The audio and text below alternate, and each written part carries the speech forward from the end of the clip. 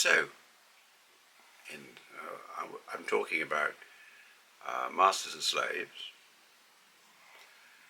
and I was talking about the transactional nature of these relationships. Whether the relationship is once a year, or once a week, or 24/7. 24/7 is very, very, very unusual, but it does happen. I've mentioned examples in the past where a German Sabu became a slave to a German judge, lived for 364 days, chained in his very large mansion on a running chain, and looked after the house, and looked after the judge's dogs and the garden and various other things. Transactional. Worked for both of them.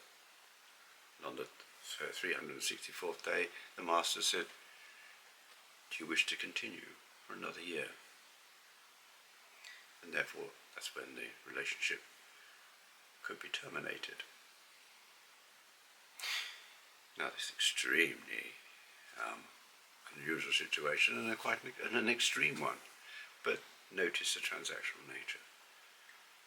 The slave gives real life service to the master, and in this particular case, the man, the judge, is obviously extremely wealthy, and also certainly from the German elite, and he was able to probably quite easily fund the slaves' living expenses, medical expenses, and all the other aspects there are in a modern Western society. So if you're coming and asking a master, or somebody you're asking, you say, can you own me? In other words, can I serve you, which is the correct verb for it. Be prepared to say what you are prepared to do for the man, or mistress, of course, it could be that, but we're talking about men in this particular case. What are you prepared to do in order to use that man's time, possibly emotional energy, probably psychological energy, and above all, authority?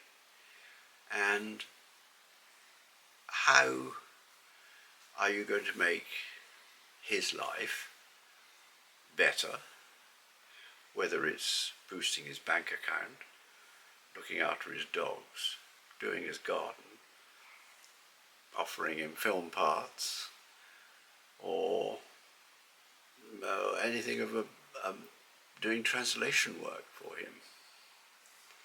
Think in terms of real life activities. And then once you think in terms of real life activities,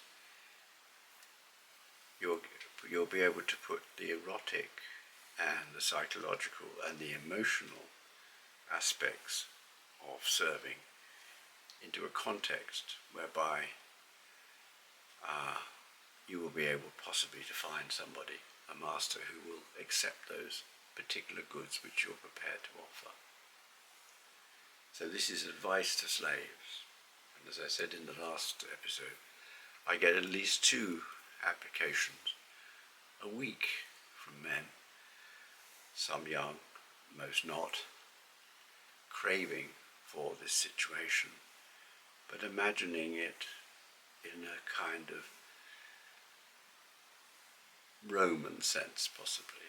It's a kind of erotic charge, but it can, if it's done properly, be a life-enhancing, fulfilling destiny, which improves and deepens the experience and quality of both the life of the master and that of the slave.